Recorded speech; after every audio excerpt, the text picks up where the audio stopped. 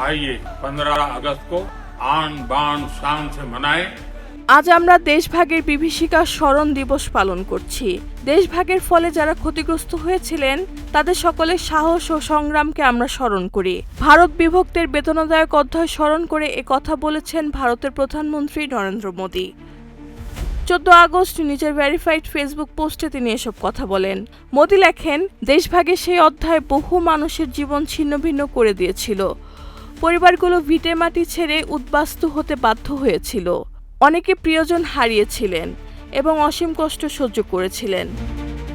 তবে প্রতিকূলতার মধ্যেও মানুষ শূন্য থেকে নতুন জীবন গড়ে তুলেছিলেন। তারা সেই কঠিন পরিস্থিতিকে সাফল্যে রূপান্তর করে ভারতের অগ্রগতিতে অসামান্য অবদান রেখেছেন বলে উল্লেখ করেন তিনি। তাদের জীবন মানবিক দৃঢ়তা ও আদম্য মনোবলের উজ্জ্বল দৃষ্টান্ত বলেও মন্তব্য করেন মোদী।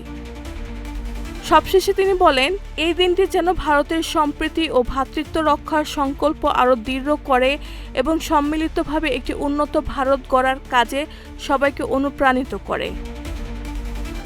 রেহানা বেগম, প্রজন্ম 24।